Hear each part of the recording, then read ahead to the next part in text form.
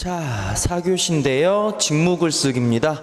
이 직무글쓰기는 뭐 맨 앞쪽에서도 나와 있습니다만 출제율이 굉장히 높은 부분이 바로 이 직무글쓰기거든요. 그래서 여기는 암기 영역이라고 보시면 돼요. 암기해야 되는 것들이 꽤 많습니다. 자, 첫 번째가 문서의 정의가 나오는데 여기는 별표 쳐놓으시고 다 외우셔야 돼요. 예상 문제도 있고 기출 문제도 있습니다만 뭐 다음 중 문서에 대한 설명으로 알맞냐 알맞지 않냐 이렇게 나올 수 있는 문제가 있거든요. 이따가 우리가 내일까지 여러분이 좀 최대한 문제 많이 풀어 오셔야 되는데 제 책에도 지금 그 문제와 관련된 것들이 있기는 해요. 자, 볼게요. 문서는 기한자와 결제자, 그다음 기한자, 그다음에 결제자, 그다음 작성자도 있고 수령자도 돼요. 또는 보내는 사람이니까 발신자, 받는 사람 누가 되는 거? 수신자가 되겠죠. 그래서 뭐 기한자, 결제자라고 해도 되고 작성자, 수령자라고 해도 되고요. 발신자, 수신자라고 해도 돼요. 이 사람들을 연결하여 인간관계 및 업무관계를 형성시켜 업무 과정과 그 결과를 확정하는 의사소통의 도구, 요게 바로 뭐다? 문서예요. 자, 그리고 그 옆에 문서는 일정 기간 개인 또는 조직의 업무 전반 모든 것을 기록해서 보존하게 되겠죠. 그 보존의 기능도 있는 거예요. 그 다음 이처럼 기업과 행정기관에서 문서를 이용하여 이루어지는 정보 전달의 업무를 뭐라고 한다? 문서 사무라고 하는 거예요. 그 문서를 주고받는 일을 우리가 뭐라고 한다? 문서 사무라고 한다라는 얘기고요. 그 다음에 시험에 제일 많이 나오는 게 요거예요. 일반적으로 문서란 문자, 숫자, 기호 등을 이용하여 일정한 의사나 사업관계 및 업무 내용, 조사 현황 등을 지면에 표시하는 기록이죠. 넓은 의미의 문서는 지면에 한정되지 않고 그림 또는 사진, 지도, 도면, 전자문서, 디스크, 녹음 테이프, 비디오 테이프 등도 어디에 포함된다? 문서에 포함이 되는 거예요. 아셨죠? 문서에 포함이 됩니다. 녹음 테이프가 나와 있는데 여러분, 이 녹음 테이프가 왜 중요하냐면, 자 봐요. 제가 지금 이 말하고 있는 이 소리가 문서라고 할 수는 없겠지. 왜냐하면 말하는 것은 어느 순간에 뭐 해버려? 없어지잖아. 그쵸? 근데 지금 여러분 동영상 찍고 있잖아요. 이 동영상 찍고 있는 이 매체는 문서라고 볼 수 있는 거 없는 거야? 문서라고 볼 수 있는 거예요. 왜냐하면 기록이 뭐 되니까? 남으니까. 근데 만약에 카메라가 없고 제가 그냥 떠들어댔어. 그럼 이거는 문서라고 자격이 있다 없다? 없는 거예요. 기록이 되지 않으니까. 아셨죠? 그 차이가 좀 있습니다. 그게 문서고요. 문서에 기능이 있어요. 천천히 의사전달, 제안 및 설득. 이렇게 합시다 라고 한다면 뭐가 되는 거? 제안이 되는 거고, 이것 좀 해줘 라고 하면 뭐가 되는 거? 설득이라고 볼 수 있는 거예요. 그래서 제안, 설득 기능, 기록 및 보존, 정보 제공, 그 다음에 협조의 기능이 뭐냐면, 여러분이 이제 뭐 합격해가지고 공무원 경찰 생활할 때 다른 부서한테 이거를 좀 부탁드립니다 라고 하면 뭐를 요청하는 거야? 협조 요청하잖아. 그걸 여러분 뭘로 하겠어? 말로 하겠어? 문서로 하겠어? 문서로 해야지. 그러니까 이게 협조의 기능이 되는 거예요. 문서의 필요성이라고 해요. 사무 처리 형식 또는 업무 체제를 갖추어야 할 경우에 필요하고요. 업무 책임 소재를 분명히 할 때, 이 말이 뭐냐면 여러분, 어떤 사건이 터졌는데 그걸 누가 책임지는지 모른단 말이야. 근데 만약에 문서화 해놨다면은 누가 책임질지 나올까 안 나올까? 나오잖아. 기록이 남겨 있으니까. 그래서 책임 소재 분명히 할 때고요. 세 번째, 업무 내용이 복잡해서 말로는 구두, 말로는 어려워. 그러니까 이거를 구체적인 문서로 작성을 하는 거고요. 신속히 보고할 때, 다섯 번째, 업무 처리 결과를 뭐 할 때? 보존할 때에도 역시 문서가 필요한 거예요. 자, 그 다음 세 번째 별표 치셔요. 문서 처리의 원칙이라는 게 있는데, 첫 번째는 빨라야 돼. 그래서 신속 처리가 되고요. 두 번째는 전자 처리. 요즘에는 대부분 전자 처리라고 하죠. 옛날에야 진짜로 막 가가지고 얼굴 보고 도장 찍고 막 이랬습니다만, 지금은 전자 결제가 잘 되어 있잖아. 그래서 전자 처리가 되고요. 세 번째가 책임 처리. 네 번째가 법령에 적합해야 돼요. 그래서 법령 적합의 원칙도 있습니다. 끝. 문서의 종류 역시 별표 쳐주세요. 공문서가 있고요. 대내문서, 대외문서 이렇게 총 세 가지로 나눌 수 있는데 공문서는 여러분 법률상 공문서, 행정상 공문서로 나뉘어요. 법률상 공문서와 행정상 공문서로 나뉘고요. 행정상 공문서가 법률상인 공문서보다 훨씬 더 뭐하다? 범위가 넓어요. 이거 갖고 문제 만들 수 있지 않겠어요, 여러분? 다음 중 공문서에 대한 설명으로 바르냐 바르지 않냐라고 했을 때 법률상 공문서가 행정상 공문서보다 범위가 훨씬 넓다. 맞아, 틀려? 틀리는 거지. 뭐가 더 넓으니까 행정상 공문서가 훨씬 더 넓어요. 그거 기억하시면 되고요. 수신 대상이에요. 대내문서냐 대외문서냐가 되는데 얘는 되게 쉬워요, 여러분. 이 문서를 작성했는데 이 문서가 우리 조직 안에서만 돌 거야. 우리 조직 안에서만. 그럼 뭐가 되는 거야? 대내문서지. 그렇죠? 근데 이 문서가 여러분 우리 조직 바깥으로 나갈 거야. 이런 무슨 문서가 될까? 대외 문서가 되겠지. 그럼 여러분 상식적으로 하나만 생각해 봅시다. 여러분, 대내 문서가 훨씬 더 까다롭고 규칙이 정해져 있을까? 대외 문서가 더 까다롭고 규칙이 정해져 있을까? 대내 대외 뭘까요? 대외겠지. 대외. 왜 그런지 봐봐, 여러분. 봐봐. 우리 조직끼리잖아. 우리 조직끼리는 여러분 맞춤법 좀 틀리고, 그쵸? 좀 대충 해도 야 좀 보고 야 대충 해 하면 돼. 근데 이게 여러분 맞춤법 틀린 문서가 바깥에 나갔단 말이야. 속된 말로 쪽팔리잖아. 그렇잖아. 쪽팔리잖아. 그래서 대외 문서가 훨씬 더 철저하게 다뤄지게 되는 거예요. 그래서 여러분 경찰 같은 경우에는 시험지가 더 오픈되어 있지. 그쵸? 대외 문서야, 쉽게 말하면. 그죠? 근데 다른 직렬 같은 경우에는 오픈되지 않는 문제들도 많아요. 오픈되지 않는 문제는 여러분 문제가 되게 안 좋아요. 쪽팔린 거야. 그래서 오픈 안 하는 거야. 근데 요즘에는 이제 오픈하는 경우가 좀 많기는 하죠. 그게 대내 문서, 대외 문서라고 보시면 돼요. 그래서 조직 안에만 있으면 대내, 조직 바깥으로 나가면 대외 문서라고 보면 돼요. 자, 성질에 따른 종류도 역시 별표 치시고요. 법규 문서, 지시 문서, 공고 문서, 비치 문서, 민원 문서, 일반 문서 있거든요. 이거 외우시는 게 좋아요. 외우시는 게 좋아요. 진짜로. 외우셔야 이게 요걸로 바로 문제 하나 만들 수 있거든요. 예를 들어서 뭐 무엇은 일반 문서라고 한다. 맞다? 틀리다. 판단하셔야 될 거 아니야. 그래서 요것도 역시 필요하니까 외우시면 좋겠습니다. 넘기죠? 넘기면 공문서가 있어요. 좀 더 자세히 공부할게요. 공문서입니다. 공문서는 행정기관 내부 또는 공공기관 상호 간의 공무상 대외적으로 작성 또는 시행하는 문서 및 행정기관이 접수한 모든 문서를 뭐라고 한다? 공문서라고 해요. 자, 공문서가 성립이 되려면 읽을게요. 공문서는 당해 문서에 대한 결재권의 결재가 있어야 성립할 수가 있는 거예요. 그러니까 결재란이 없거나 결재권자가 없으면 뭐가 된다? 공문서가 안 되는 거예요. 바로 뭐가 있어야 된다? 결재권의 결재가 있어야 공문서가 되는 거예요. 공문서의 구성인데 앞쪽에 있는 게 두문이고요. 중간에 있는 게 본문, 맨 마지막에 있는 게 뭐가 되는 거? 결문이라고 표현이 된 건데 두문에는 발승기관명, 우편번호와 주소, 전화번호가 나오고 중간에는 제목과 내용과 첨부하는 내용이 나오고 마지막에는 발신명의, 보내는 사람이란 얘기가 되고요. 수신처, 받는 사람 누구 이런 식으로 나와요. 내일 우리가 문제 풀 때 여러분 공문서에 대한 요 예시도 나올 거거든요. 그거 보시면서 아 여기가 두문이구나, 본문이구나, 결문이구나 파악하시면 되겠습니다.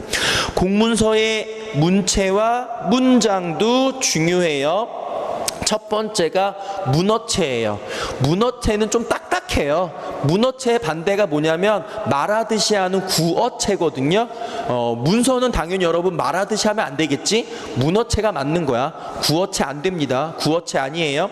두 번째는 경어체, 격식체를 써요. 뭐뭐 합니다, 뭐뭐 했습니다. 이런 식으로 반말하면 안 되는 거고요. 구체적인 사실 위주로 써야 되는 거고요. 네 번째 줄치세요. 중의적인 해석을 방지하기 위해서 한자를 병기하여 사용하기도 해요. 무슨 말이냐면 아까 여러분 우리가 중의적인 문장 배웠잖아. 이 중의적인 문장을 쓰게 되면 의미가 몇 개가 돼버려? 두 개가 돼버리면 원활한 의사소통이 안 돼요. 그럴 때에는 이제 한자나 영어 같은 걸 써가지고 의미를 뭐 해줄 필요가 있다? 한정 지어줄 필요가 있는 거지. 그래야 명확한 의사 전달이 되기 때문에 그래요. 아셨죠? 그러니까 원칙은 우리말을 쓰는 게 원칙인데 중의적인 경우에는 뭐를 쓸 수 있다? 한자라 같은 것도 병기할 수 있다. 그 논리예요. 자, 두 번째 문장인데요. 첫 번째 두 갈씩 줄쳐주세요. 두 갈씩. 두 갈씩이 뭐냐면 여러분 두자가 머리 두자거든요. 중심 문장이 두, 머리 쪽에 있다는 얘기야. 그 말은 중심 문장이 앞에 있다는 얘기야, 뒤에 있다는 얘기야. 중심 문장이 앞에 있다란 얘기예요. 그러니까 공문서는 중심 내용이 앞에 있어요. 뒤에 있는 게 아니라 두 갈씩이고요. 두 번째는 한 문장은 길게 쓰지 않아요. 왜? 여러분 길게 쓰면은 문장이 잘못될 확률이 높아지고요. 예, 이해하기도 어려워요. 그래서 문장은 50자 내외로만 적는 거고요. 세 번째는 쉬운 일상 용어 쓴다라고 했고, 네 번째 봐봐. 생소한 외국어 외래어 대신에 국어로 쓴다. 우리말로 쓰는 게 좋아요. 근데 아까 얘기했죠. 중의적으로 해석할 수 있을 때에는 외국어나 한자어를 병기할 수 있다 없다? 있다. 그 얘기입니다. 끝. 여기까지가 공문서에 대한 얘기고요. 다음 글은 뭐가 되냐면 입사 지원서예요. 그러니까 여러분들이 쓸 수도 있는 그 입사 지원서가 됩니다. 읽어볼게요. 입사지원서는 입사를 희망하는 지원자를 포괄적으로 이해하기 위한 기초자료예요. 또한 면접을 위한 서류 전형의 가장 중요한 평가 자료이기도 하죠.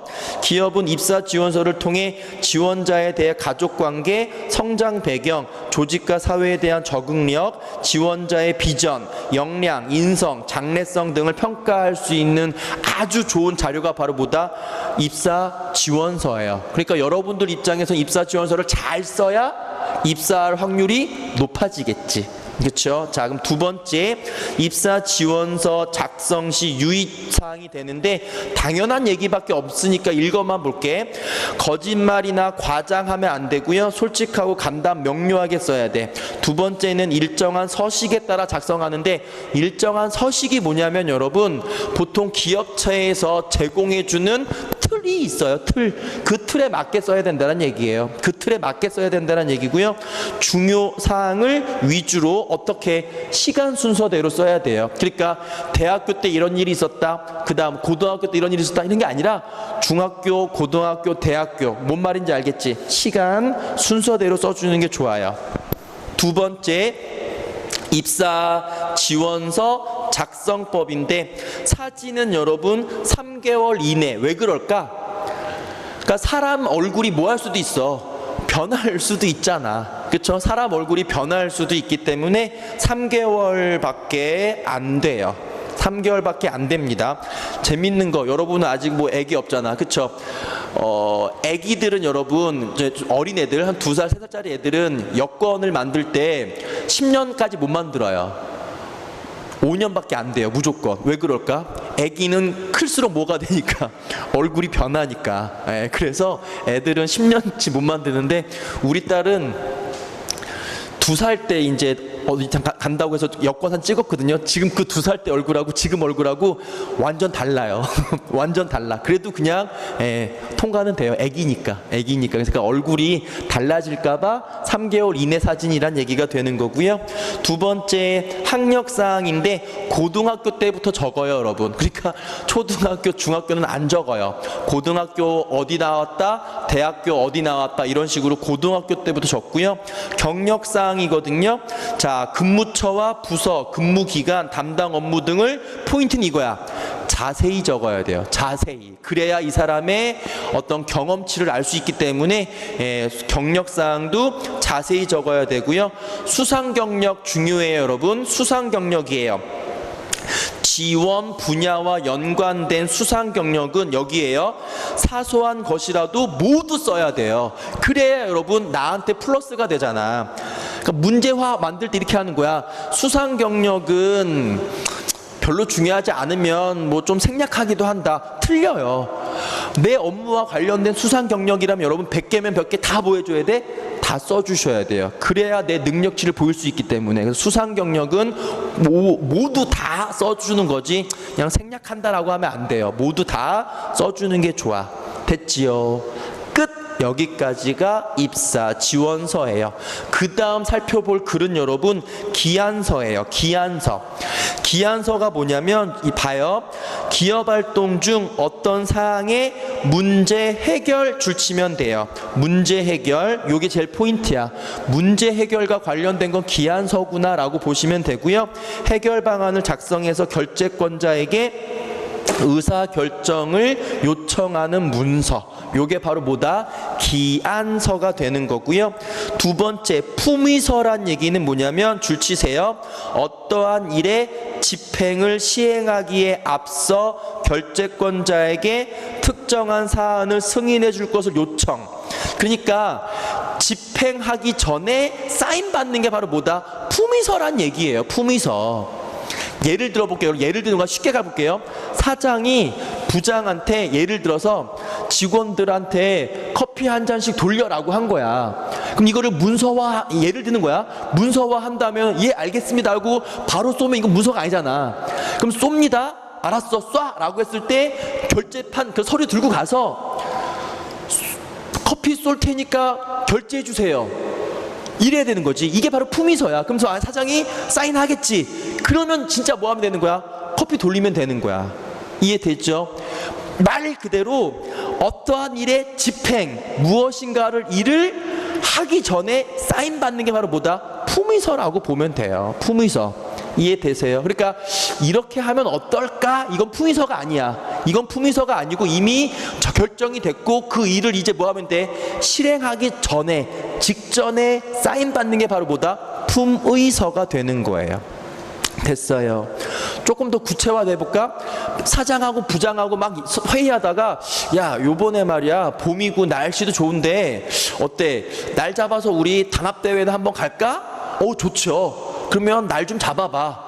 날 좀 잡아봐. 그래서 예 그럼 일단 한번 어떻게 하면 좋을지 한번 뭘 해볼게요.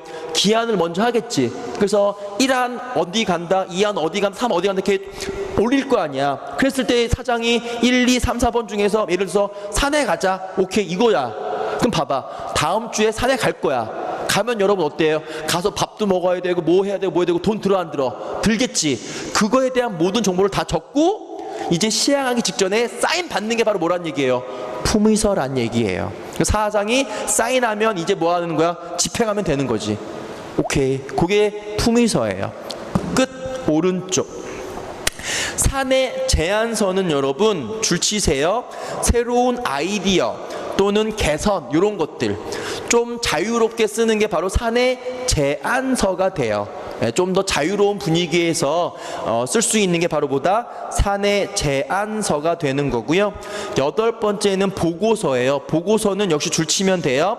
보고서는 특성한 일에 관한 현황이나 그 진행사항 또는 연구 또는 검토 결과 등을 보고하거나 건의하고자 할 때 작성하는 문서가 돼요. 보통 건의보다는 뭐가 더 성격이 강하다? 보고의 성격이 훨씬 더 강해요. 그러니까 사장이 김 부장한테 김 부장 해외에 무슨 공장 갔다 와서 걔네가 어떻게 돌리고 있는지 어떻게 일을 하고 있는지 좀 알아보고 와. 그쵸? 그럼 알아보고 왔잖아. 그럼 내가 알아보고 온 내용을 사장한테 들려줘야지. 그게 바로 뭐가 되는 거야? 보고서가 되는 거지. 갔다 왔는데 걔네들이 이렇게 회사를 운영하더라. 요거를 이제 보여주는 게 바로 뭐다? 보고서가 되는 거예요. 요게 보고서. 끝. 그 그 다음 9번째가 기획서예요. 기획서 줄쳐 볼게요. 기획이란 어떠한 문제점이나 과제에 대해서 현황을 분석하고 문제점을 검증해서 해결 방법을 제시하고 그 다음에 해결을 위한 구체적인 실행 계획을 세우는 것을 말한다라고 해요. 그 다음 또 읽어요. 지금까지 회사에 도입되지 않았던 새로운 제도 또는 업무 개선을 위한 제안, 신제품의 개발 및 판매를 위한 마케팅 계획, 인사 및 총무에 대한 개선책, 이런 것들이 다 뭐가 된다? 기획서라고 보시면 되는 거예요. 됐지요? 그 다음 프레젠테이션이라고 나오죠. 자, 읽어요. 컴퓨터나 기타 멀티미디어를 이용해서 그 안에 담겨있는 각종 정보를 사용자 또는 대상자에게 전달하는 행위를 바로 뭐라고 한다? 프레젠테이션이라고 하죠. PPT라고 하잖아요, 우리가 흔히. 그쵸? 이게 바로 PPT, 프레젠테이션이 되는 겁니다.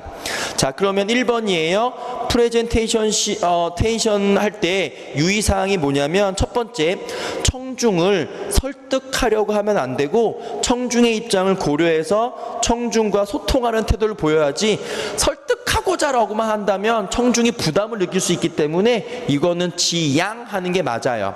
두 번째, 중요해요. 중요한 부분은 여러분 반복해야 돼요. 왜냐하면 반복하면 강조가 되거든. 그래서 중요한 부분은 반복해서 강조해 주는 효과가 있고요. 세 번째, 프레젠테이션 화면과 청중을 향한 시선은 5대5를 유지하는 게 좋대요. 뭔 말이냐 봐봐요. 여기다 PPT를 띄워놨단 말이야. 그쵸? 여러분이 청중이야. 근데 제가 PPT를 하고 있는데 여기만 계속 보고 있는 거야. 여기만. 그죠? 그러면은 여러분 입장에서는 왜 우리 안 보지? 라고 할 거 아니야. 그죠? 그럼 반대로 PPT 띄워놨는데 계속 보는 거야. 계속 여기만. 부담되지. 그러니까 여기랑 5대5 정도로 유지해 주는 게 좋다, 그 얘기예요.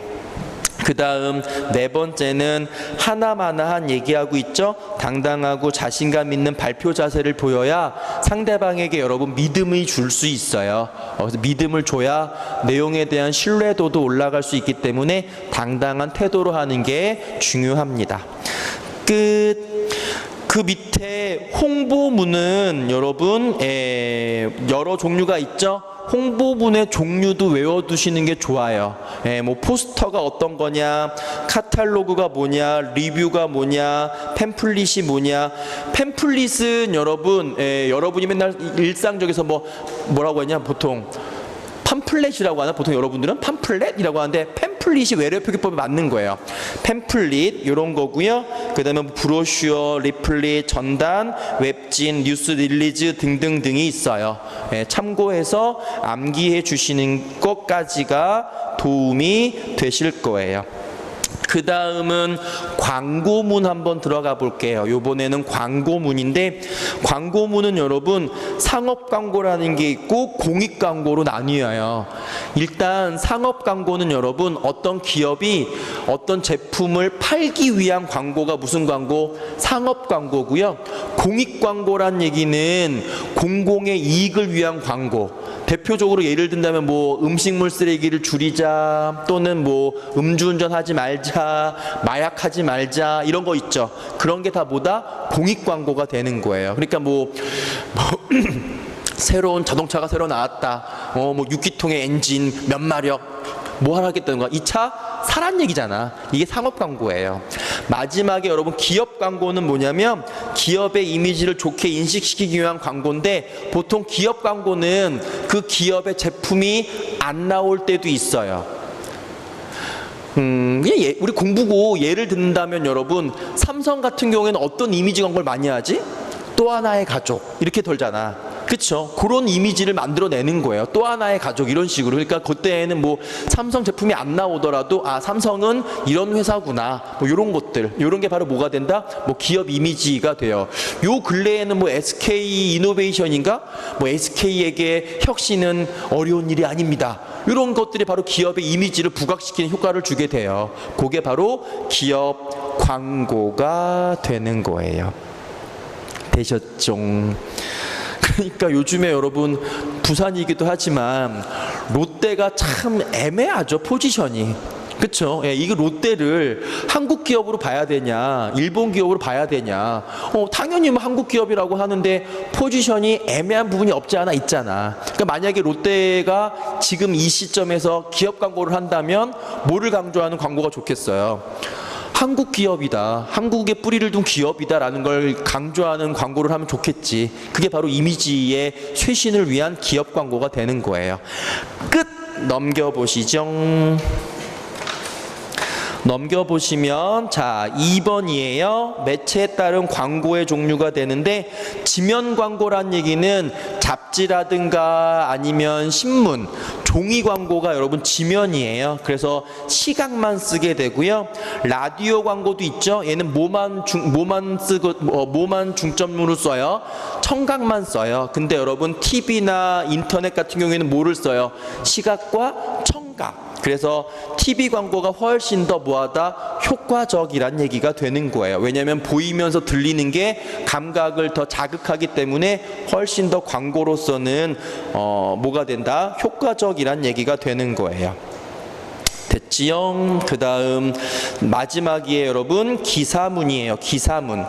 기사문은 줄치세요. 육하 원칙에 따라서 보고 들은 사실이나 정보를 객관적으로 전달하는 글을 뭐라고 한다? 기사문이라고 해요. 그럼 육하 원칙이 뭐냐라고 밑에 나오죠. OW1H라고도 부르는데, 누가 언제 어디서 무엇을 어떻게 왜라고 할 때, 자, 어떻게라고 해서 how만 H예요. 나머지는 뭐 when, what 이렇게 식 Y가 되기 때문에 다 W로 시작해서 OW1H라고 불러요. 누가 언제 어디서 무엇을 어떻게 왜 순서입니다. 이게 육하 원칙이고요. 기사문의 특성은 객관성, 공정성이란 얘기고요. 그 다음에 기사가 빨라야 돼요. 신속성이어야 되고 정확해야 되고, 평이성이 뭘까 여러분? 쉬워야 돼요. 정보를 전달할 때에는 쉬워야 돼. 어려우면 안 돼요. 그래서 평이성, 쉬워야 된다는 게 나옵니다. 기사문의 구성은 표제, 별표 치셔야 돼요. 표제. 표제, 헤드라인이라고 해요. 신문 기사의 가장 큰 제목이 바로 표제가 되는데, 이 표제는 여러분 구체적일 수 없어요. 구체적이지 않고요. 그냥 호기심만 유발하면 돼요. 호기심만 유발하면 되고요. 구체적인 제목은 그 밑에 부제입니다. 부제. 그러니까 표제에서 흥미를 돋우면 부제에서 구체화 시키는 거예요. 전문 별표 치세요. 전문. 리드라고도 하는데, 요즘에는 뭐 종이신문 많이 안 보시지만 옛날에는 아버지들이 이렇게 식사하시면서 신문 이렇게 훑어 보시거든요. 근데 다 알아, 내용. 그게 바로 뭐냐면 이 전문만 읽으시는 거예요. 이 전문이 여러분 누가 언제 어디서 무엇을 어떻게 왜, 육하 원칙에 따라서 가장 핵심적인 부분만 이 전문에 들어가요. 그래서 이 전문만 읽어도 대충의 기사는 알아 몰라 알거든. 그래서 전문만 읽어도 되는 거예요. 그래서 이 전문이 제일 중요하고요. 아주 시시콜콜한 자세한 이야기는 어디에 실려 있는 거야? 본문에 실려 있는 거고요. 마지막은 해설에 보시면 돼요. 됐지요? 끝. 여기까지가 기본 이론이라고 보시면 돼요.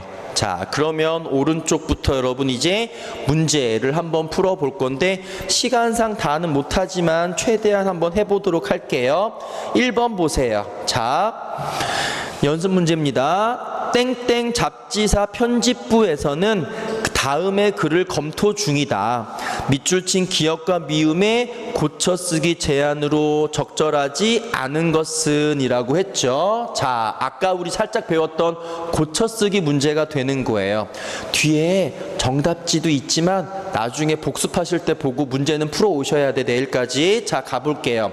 만약 인간이 신처럼 전지전능하다면 세상에는 법과 제도 같은, 자, 인위적인 규범이 불필요할 것이다까지 빗금 한번 쳐보고 쉬어갈게요. 기억을 보게 되면 여러분 1번 봐봐. 법과 제도 같은으로 뭐한다? 띄어쓴다라고 하는데, 뭐뭐 같은은 여러분 붙여 쓰는 말이 아니에요. 그래서 1번 맞는 말이야. 법과 제도 띄고 뭐가 되는 거? 같은으로 뭐한다? 띄었어요. 형용사거든요. 형용사. 그래서 1번 맞는 말. 아셨죠? 띄어 쓰는 게 잘한 거고요. 그 다음 계속 읽어요. 하지만 인간의 능력은 유한하다. 그러나 그들이 만든 원칙과 규범도 완벽하지는 못하다 이랬어요. 자, 봐요. 앞에서 뭘로 끝났냐면 인간의 능력은 뭐하다? 유한하대. 인간의 능력은 유한해. 그 다음이 그들이 만든 원칙과 규범도 뭐하다? 완벽하지 않죠. 그럼 여러분, 그러나는 여러분 역접이라고 해서 앞에 있는 문장과 뒤에 있는 문장을 정반대로 바꾼 역할을 하거든요. 그럼 여러분 여기는 그러나가 들어가면 안 되겠지. 왜냐하면 유한해서 규범이 뭐하지 않은 거니까 완벽하지 않은 거잖아. 맞아요. 인간의 능력은 유한하기 때문에 인간이 만든 규범도 뭐하지 못하다? 완벽하지 못하다라는 얘기잖아. 맞죠? 그러니까 그러나는 어울리면 안 돼요. 올 수가 없어요. 그럼 2번을 봤더니 뭐가 오겠대? 그래서가 오는데, 그래서는 그냥 이 내용을 이어주는 거고요. 인과관계로 이을 때는 뭐가 되냐면 그러므로가 들어가야 돼요. 그러므로. 그래서 여기가 2번이 정답이에요. 다시 보면 여러분 읽어볼게요. 다시 가면 인간의 능력은 유한하다. 그러므로 그렇기 때문에 그들이 만든 원칙과 규범도 뭐하지 못하다? 완벽하지 못하다가 되는 거지. 그래서 2번이 정답이에요. 그러나도 틀리고 그래서도 틀려요. 뭐가 맞다? 그러므로, 뭐 그렇기 때문에 요게 들어가 주는 게 좋아요. 공부니까 더 읽고 3번도 해결해 볼게요. 자, 으짜 따라서 인간은 오랜 옛날부터 그들만의 라고 하는데 그들이 사람이잖아. 그치? 그럼 그 뒤에 오는 만도 뭘 해줘야 돼? 붙여주는 게 좋아요. 그래서 세 번째도 보게 되면 그들만이라고 해서 뭐한다? 붙이면 되겠지. 그쵸? 붙이면 되는 거고요. 사회 구성 원칙을 끊임없이 만들기도 하고 다 폐지하기도 하고 때로는 변형하기도 하면서, 잡아봐. 아까 우리 배웠던 거다.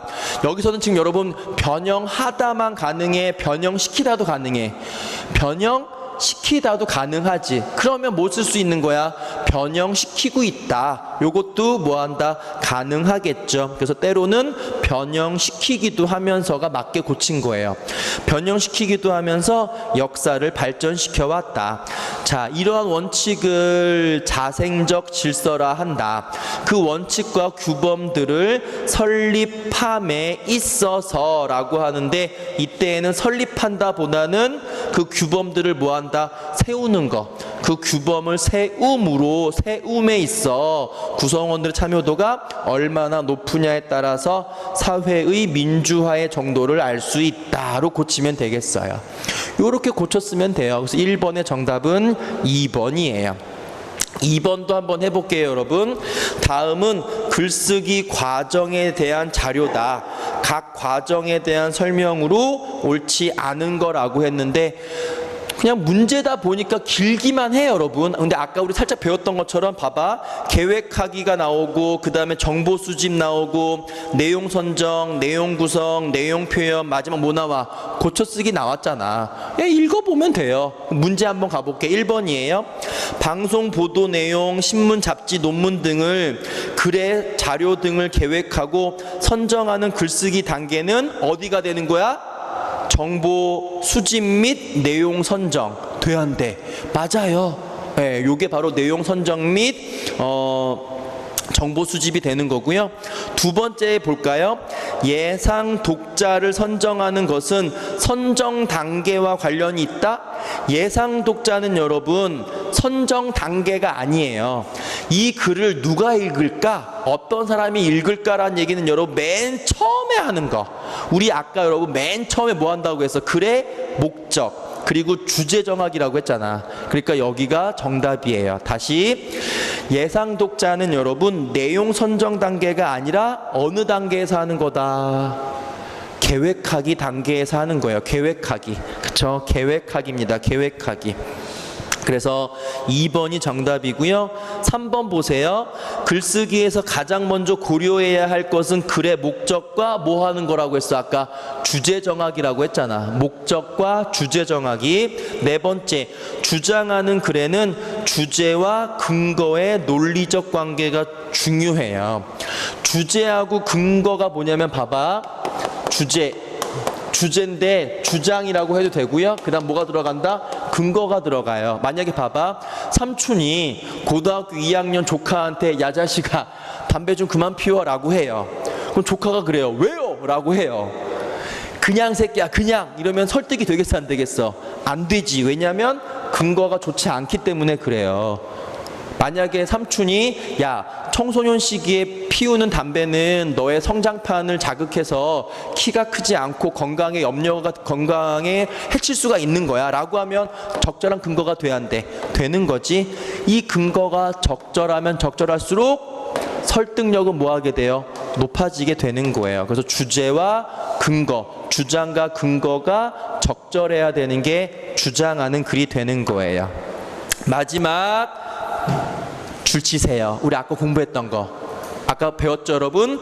고쳐쓰기에서는 전체에서 부분으로 고쳐 나가야 된다. 맞잖아. 그쵸? 뭐가 틀리다고? 부분에서 전체로 가면 안 되고 전체에서 부분으로 가는 게 맞는 거예요. 아까 배웠죠? 정답은 2번이었습니다. 넘길까요? 3번도 한번 볼게요. 3번. 글쓰기 개요에 대한 설명으로 적절하지 않은 거라고 했어요. 개요 아까 여러분 그거 서론, 본론, 결론 기억나죠? 글쓰기의 뼈대라고 했잖아. 그 개요에 대한 설명입니다. 1번 봐봐요. 여기도 있네. 4번에도 있잖아. 4번. 그쵸? 요 4번이 개요야. 읽어요. 1번. 개요는 글의 뼈대와 같다. 맞지? 아까 제가 설명드렸고요. 두 번째, 좋은 개요일수록 글 전체의 윤곽이 선명해진다. 즉 글 전체의 윤곽이 잘 뭐한다? 드러난다 라는 뜻이에요. 맞는 말이야. 세 번째는 어떨까? 완성된 개요는 일관성을 위해 줄치세요. 수정하지 않는다라고 했는데 여러분 수정이 불가능한 건 아까 뭐라고 했지? 주제는 수정이 불가능하지만 개요는 여러분 언제든지 뭐 할 수 있다? 수정할 수 있어요. 그래서 적절하지 않은 게 몇 번? 3번입니다. 수정하지 않는다가 아니라 수정 가능해요. 그래서 3번이고요. 4번 보세요. 글쓰기에 시간 제한이 있는 경우에는 세부 개요나 기술 과정은 뭐 할 수 있다? 생략할 수 있는 거고요. 마지막 개요는 간략한 어휘로 작성하기도 하고 완결된 문장으로 작성하기도 한다. 맞는 말이 되겠어요. 끝. 3번의 정답 3번이고요. 4번 별표 한번 치세요. 요게 여러분 아까 우리가 공부했던 내용하고 딱 이어지는 거거든요. 알맞지 않은 거예요. 천천히 볼게요. 서론에 교육의 실태가 있어요. IT 교육에 대한 실태. 본론에 보게 되면 IT 교육의 필요성이라고 나오죠. 자, 왜 필요하냐 봤더니 1번 IT 강국으로서 관련 기업 인재 수요가 뭐 되고 있다? 증가하고 있다. 그러니까 이런 인력을 필요로 하는 분야가 많기 때문에 그런 인력을 우리가 키우려면 뭐가 필요하다? IT 교육이 뭐하구나? 필요하다는 논리예요. 자, 그러면 나 기억에 여러분 빈칸이지. 이랬을 때 빈칸에 들어가는 게 1번이야. 1번 봐요. 신성장 동력으로서의 무한한 가능성이 있기 때문이다. 맥락의 흐름에 맞아 안 맞아? 맞죠? 그러니까 신성장 동력이야. 그러니까 뭐가 필요하구나? IT 교육이 필요하다는 얘기가 되겠지. 그래서 1번 잘한 거야. 그 다음 여러분 다시 위로 올라가서 2번 봐요. 국내 IT 교육의 문제점이라고 했어요. 자, 아까 했던 거 써먹읍시다 여러분. 문제점 총 몇 개 나왔어요? A, B, C 나왔지. 맞아요. 자, 해결 방안 밑에 3번 국내 IT 교육의 개선 방안 나왔지. 역시 몇 개 나와야 돼? A, B, C 나왔어요. 서로 대응만 되면 끝나요. 자, 가볼게요. 그럼 여러분 첫 번째 문제점이 니은이야. 그럼 여러분 해결 방안이 뭐야? 지금 전문 인력 양성을 위한 교육시설 확충이지. 그럼 문제점은 뭐겠어? 교육시설이 뭐하다? 부족하다. 그렇지. 교육시설이 부족하다가 되겠지. 그래서 2번 보게 되면 교육기관이 부족하다. 맞잖아. 잘했어. 자, 그 다음이 나예요. 두 번째, IT 관련 기업에 관심이 뭐하다? 부족하지. IT 기업에 대해서 관심이 부족해. 그러면 여러분 여기에 뭐가 와야겠어? 기업에 대한 관심을 좀 갖자. 관심을 촉구하자가 와야 되는데 3번 자리에 뭐 왔어요? IT 교육에 대한 사회적 무관심 이러면 안 되지. 그쵸? 예, 관심을 좀 갖자라는 얘기가 들어가야 되는 거야. 정답 몇 번? 3번이 정답이 되는 거예요. 미안. 리을이 된 거고, 그 다음에 디귿 봐봐. 디귿이 여러분 역시 문제점이야. 디귿이 문제점이 되고 해결 방안 뭐가 들어갔어? 정부 차원의 지속적인 재정 지원 마련이야. 천천히 갈게. 재정 지원이 뭐죠 여러분? 돈이야. 그럼 여러분 문제점 뭐가 들어가야 돼? 돈이 없다. IT 교육을 위한 재정이 있다 없다? 없다예요. 그러니까 재정을 좀 뭐하자? 마련하자는 얘기잖아. 그러니까 이 디귿에는 뭐가 들어가야 돼? 재정, 돈이 없다가 들어가야 되는데 갑자기 무관심이 들어가면 여기는 안 되는 거지. 맞아요. 그래서 아까 제가 버벅거렸던 게 이제 리을 자리가 되는 거죠. 예, 기업 참여 유도 이런 것들이 관심 부족, 기업에 대한 참여 유도 이런 게 리을 자리가 되는 거고, 결론은 IT 교육 개선을 위한 지속적인 노력과 지원 촉구하면은 딱 떨어지는 거예요. 잘하셨어. 요 정도의 난도라면은 크게 어려운 건 아니에요. 왜냐하면 아까처럼 여러분 막 뭐 하나 없애고 뭐 합치고 이런 건 아니니까 되게 정확하게 ABC였잖아. 이러면 좀 쉬운 편이었어요. 자, 끝. 오른쪽은 여러분 5번부터 8번까지는 이게 아까 살짝 얘기했던 무슨 문제냐면 다의어 문제예요. 다의어. 봐봐 5번 문제야. 자, 총나라 오나라 연합군의 책략에 빠졌다. 그쵸? 책략에 빠졌다예요. 책략에 빠져예요. 그럼 여러분 쉬운 것부터 가볼까? 철수가 웅덩이에 빠졌다랑 관련 있을까 없을까? 관련 없지. 그쵸? 이때 빠지다는 꿰매 속임수에 넘어가다라는 의미로 쓰인 거예요. 꿰미나 속임수에 넘어가다라는 의미의 빠지다예요. 그럼 여러분 1번 한국의 인쇄기술은 다른 나라와 비교해도 빠지지 않는다. 2번 친구의 꼬임에 빠진 철수는 끝났지. 정답 몇 번? 그렇지. 2번이 되는 거예요. 이게 다의어 문제예요. 1번은 여러분 모자르다의 의미고요. 세 번째 기운이 빠지다란 얘기는 기운이 없어지다. 네 번째는 작품이 빠지다는 뭔가 있지 않다. 쓰지 마요. 그 답지에 다 있어. 마지막에는 잠에 빠지다. 잠이나 아니면 혼수 상태에 들다라고 할 때 잠에 빠져 있어. 이렇게 가는 거예요. 이게 다이어 문제입니다. 하나만 더 해볼게요, 여러분. 6번째 보세요. 요거 조금 어려운 건데, 비행기가 하늘에서 길을 잘못 들면 매우 위험하다. 이때 비행기가 포인트인데, 이때 길은 운송수단의 통로를 뜻해요. 운송수단의 통로의 의미로 길이 쓰인 거거든요. 운송수단이에요. 그럼 1번 시청으로 가는 길을 물어봤다. 이거는 진짜 길이죠. 어디로 가면 되나요? 길 물어보는 거고요. 두 번째 내가 살아온 길. 세 번째 미안 이거는 그거다. 밑줄 친 길과 다의 관계로 적절하지 않은 거죠. 그러니까 어쨌든 똑같은 걸 찾는 게 아니라 다이어를 찾는 거잖아. 다이어. 자, 다시 시청으로 가는 길, 내가 살아온 길, 인류 문명이 발전해 온 길, 서랍은 길이 들지 않아 잘 열리지 않았다. 정답 몇 번이에요?